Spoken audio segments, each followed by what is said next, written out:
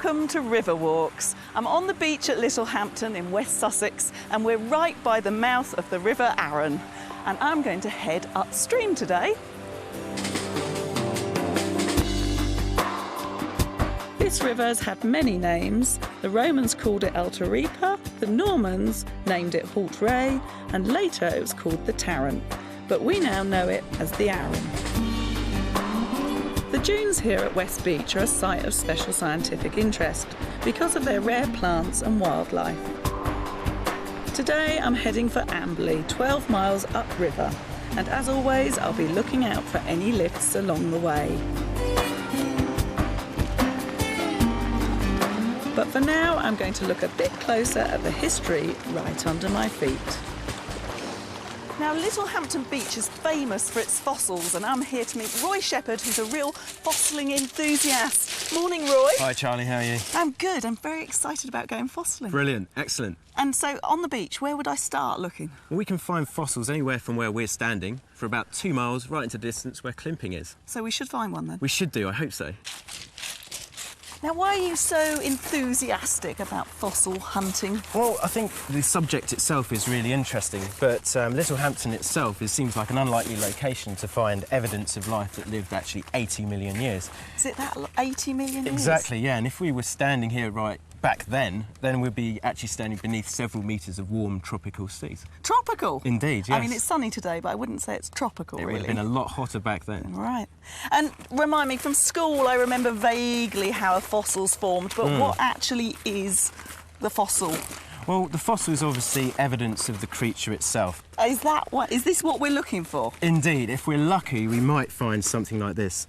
This is actually a old version of what we now know as a sea urchin, so the sort of things you avoid standing on. Oh, the spiky jobs, exactly, yeah. This is the actual impression of the internal side of the shell. So if you can imagine that the shell would have been covering this, and then that's broken away from where it's rolling around on the beach, and you're left with the impression of it. So if you turn it over this way, what you can see is that here, this is actually its mouth, so this is where it would have fed through the vegetation on the seafloor, and then this end is the opposite to its mouth. Yeah, you don't need to go there. Quite right. So it's an excellent little specimen, and if we're lucky, we might find something like that. Cool. Come on, let's find one. You promised me you'll find one. Yeah, I think if we look really carefully and you just walk along, but you do have to look very carefully. Get your eye in, don't Absolutely. you? Now, is that one?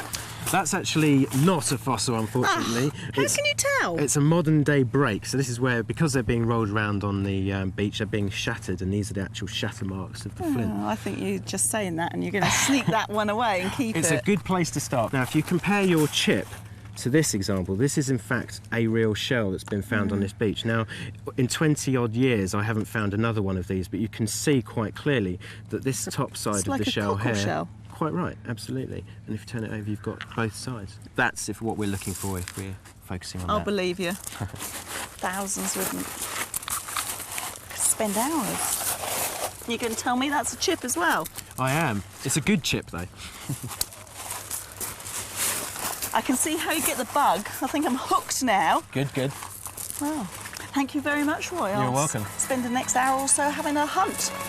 Good luck.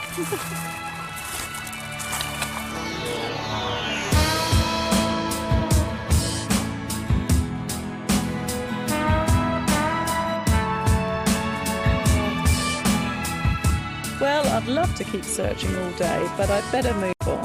I've got a bit of a way to go. Littlehampton was once just called Hampton, as was the port of Southampton. It was probably sailors who added the little to avoid confusion, and the name had stuck by the late 1400s. Boat building is part of Littlehampton's heritage, and just up from the beach, one of the classic yacht names was born. Family firm Hilliards have been making boats here for over 100 years. The yard had modest beginnings building dinghies, but soon became world-renowned.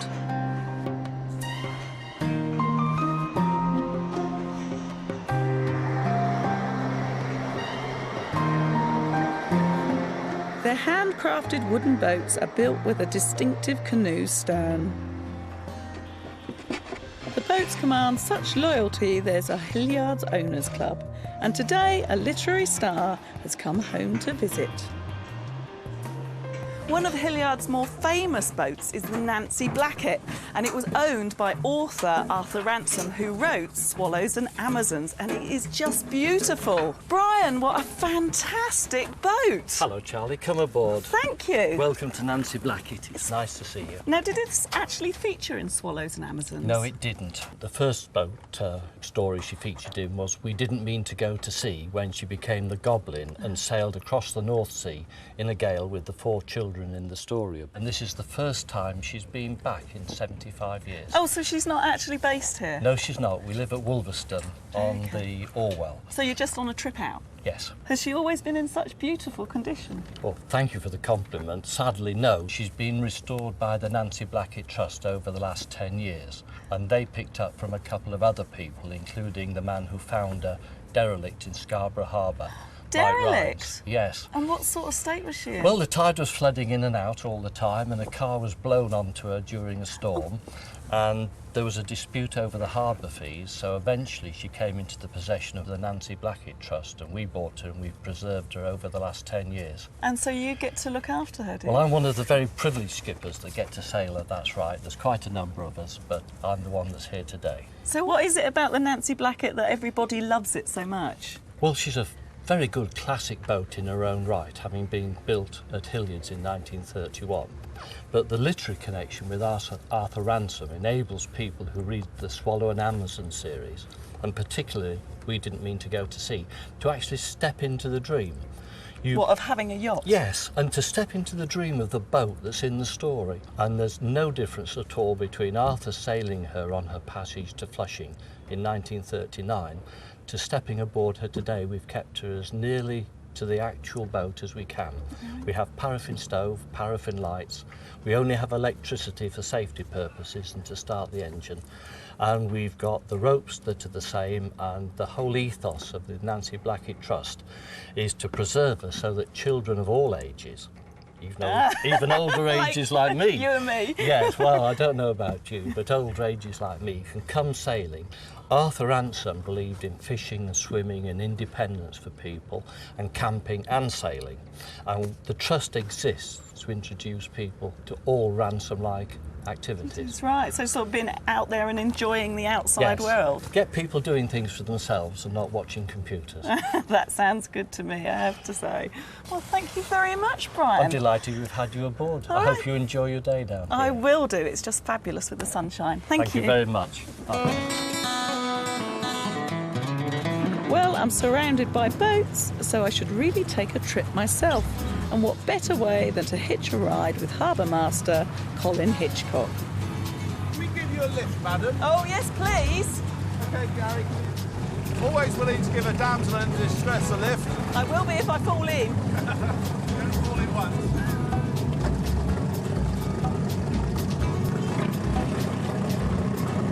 We'll stay still and you come to us. All right. So is this going to be a jump? Hey! Cool. Would you like to come round this way? That way? Alrighty. You obviously don't trust me. No, you're safe.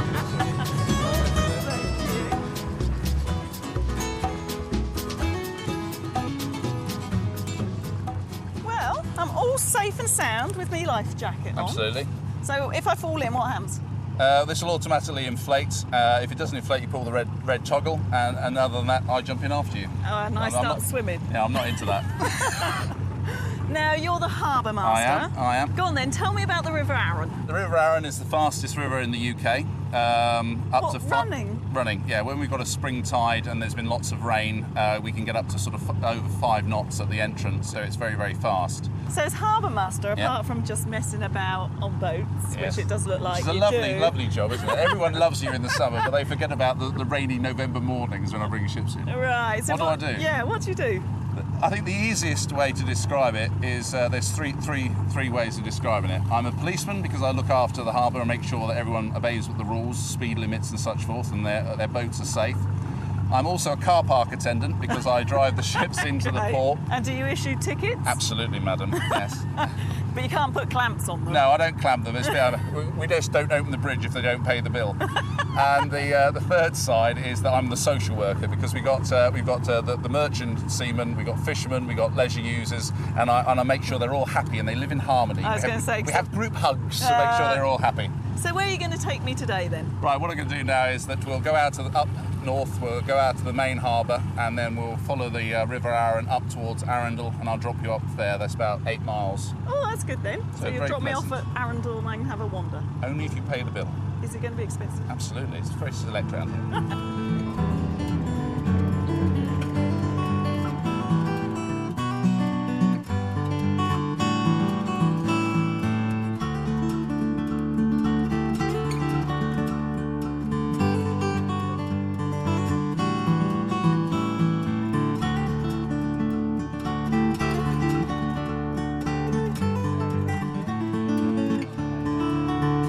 Walking's great, but this is definitely the way to travel. Join me after the break.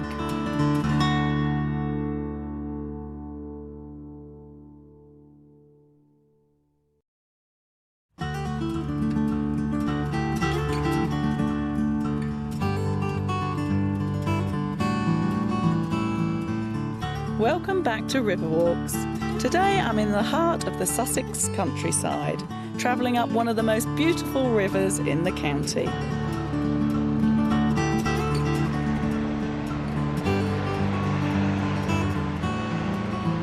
Thank you, Colin, for the lift. Thank you, madam. Please call again. I hope you have a nice day.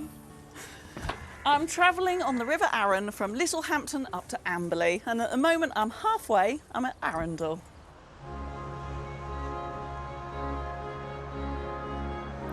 The elegant and ancient town of Arundel lies at the foot of the South Downs. Its castle is one of the largest in the country and has been home to the Dukes of Norfolk for over 700 years.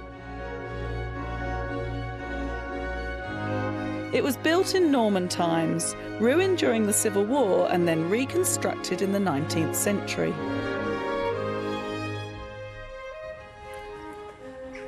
Arundel Castle, a magnificent building and a historic monument, but what's not so well known are the magnificent gardens.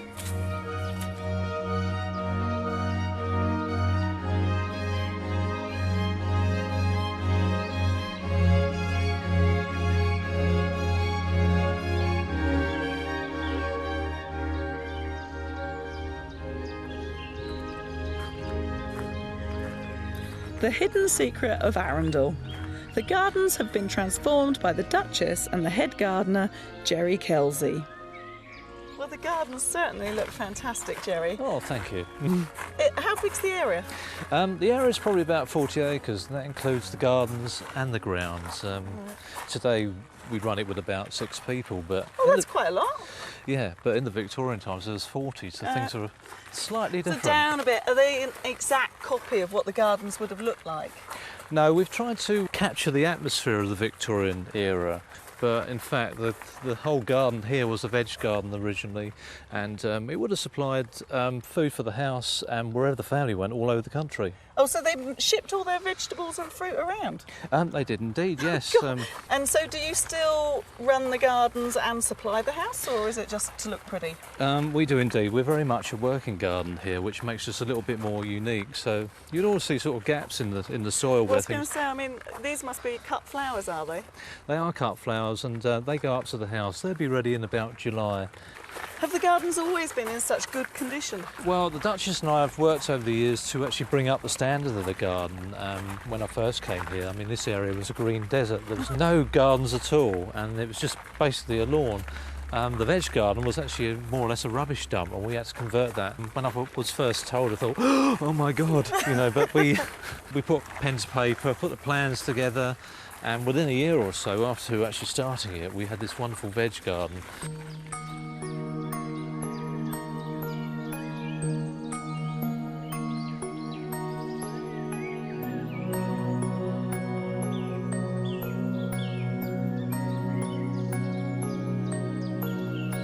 While I'm here in the secret garden, who could pass up the chance of doing some royal strawberry picking? Very delicate, these chaps. So, any particular ones that we pick? Just the ones that are red, really. Ha ha! Like that, you mean? Absolutely. So it's yeah. one for me, one for the pot. Absolutely, you've got to try them at the same time. It's all very important, that part. Oh, terrible job, this. At Arundel Castle, supposedly picking strawberries, eating more than I'm actually picking, but never mind. I'm sure they won't mind.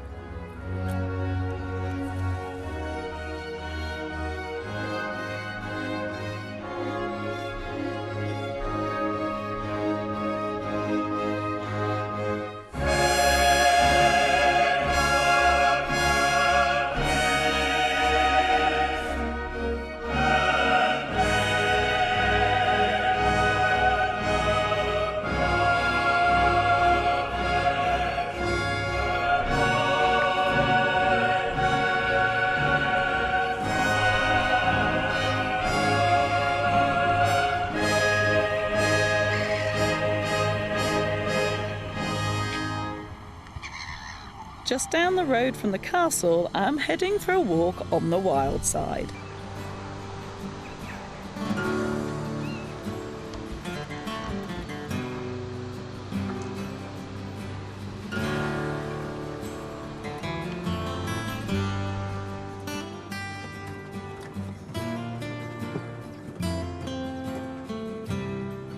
The Wildfowl and Wetland Centre covers 60 acres of ponds, lakes and reed beds. More than 1,000 birds, many of them rare or endangered, are looked after by manager James Sharp. So what wildfowl have you got here? We have a collection of wildfowl from all over the world, and people can come here and see the full beauty and diversity of ducks, geese and swans from everywhere. All right. But on top of that, we've got a really stunning nature reserve. We're here in the reed bed, which is just absolutely stuffed full of wildlife. There are wildflowers just growing everywhere, wet woodland, and the idea is to get as many people as we possibly can to come here, see how beautiful wetlands are, have a fantastic time, have a really positive experience in a wetland, and then go away with a much greater understanding of wetlands and their value to us and all life. And what a fragile environment they actually are. Yes. Yes. And we couldn't live without them. You know, they do so many things for us. They protect us, particularly, you know, we live in the southeast and we know what happens now almost every winter with serious floods, that wetlands protect us from those because they're the natural sponges that soak up all that water when it comes through in the winter. They filter for us, and on top of that they are incredibly productive, biodiverse places. What have we got here? As part of the surveying work that we do on the nature reserve, we've been having a look at some of the moths that we have flying around here. Shall we just have a look at these? There's one that's very active there and he's probably going to fly straight away. He's probably going to... Oh, that one. That's a poplar hawk moth, and it'll feed on white and black poplar. Black poplar are actually quite an interesting tree because there aren't very many of them left, and there's a lot of conservation work to try and reintroduce them to river valleys. Nice. People think that moths are like horrible and ugly, but they are so exquisite, aren't they? Yeah, they're stunning. I mean, these ones here just look like they've been painted. These pink ones are elephant hawk moths. They look very fresh, these two. They've probably just emerged yesterday. So you record all this and you do it for moths, but do you do any other surveys? Pretty much everything. By knowing what we have here, it allows us to manage the site appropriately, particularly for rarer animals, those of conservation concern. Well, thank you very much. I suppose I better carry on my walk. Thank you.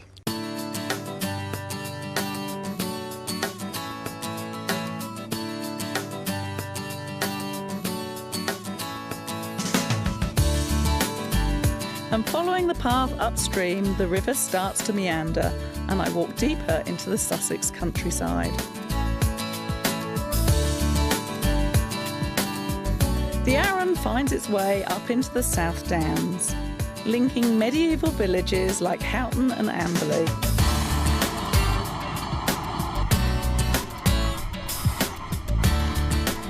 Amberley's more recent history is commemorated in a former chalk pit where a working museum covers 36 acres and is dedicated to the industrial heritage of the South East. The museum is home to craftsmen practising traditional skills. Ray Babbage is a walking stick maker. Hello, Ray. You look busy, mate. Yes. What are you working on there? Bit of chestnut, just straightening a piece of chestnut out. How do you straighten it then? Well, you want to have a go? Yeah, I'll have a go. Right, prepare It feels gloves. warm. It is warm. It's very hot. Why is that then? What have you done Because to it's been in the steamer over there. Oh, I see. And that's how you can bend Yeah. that into a walking stick? Yes. Put it in about, no, that's the wrong way up. Put it in there and slowly work down with it. Pulse it through. Put a bit of oomph on it, you won't break it. You promised me. I don't want you moaning at me. It doesn't matter if you break it, there's always another one in there. How am I going with the straightness of this then? With your expert eye? Not bad. Not bad at all. What, for a girl? A beginner? I'll give you 8 out of 10. So how do you get the bendy bit on the top then? We use this contraption here. Right, so once you get the stick in there like that, all it is brute force and ignorance now. Now it might go and it might crack. You can take the crack out later on. That's by sanding it? Yeah, Do you hold your breath when you do this? sometimes. Ah, very clever. Now, did you patent this idea? No, So people have been doing it for years and years? years and years and years. So what happens now then to that? You take it off of there. Yeah. Paint it? Varnish it? Yeah, varnish it. I do all my stick through yacht varnish. Right. And then sell it for £1.50.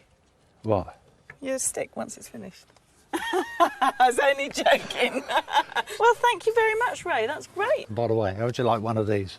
What, a posh stick? One of them. Now, what's one of them called? That's a thumbstick. Oh, it does fit. Thanks a lot. That's all right then. Bye-bye then. Look at that. Yeah.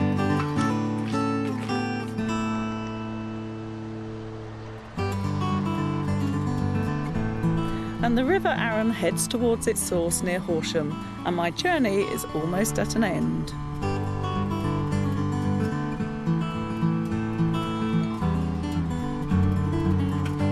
I'm going to wander on up the river with my new walking stick. That's it from River Walks. Join me next time.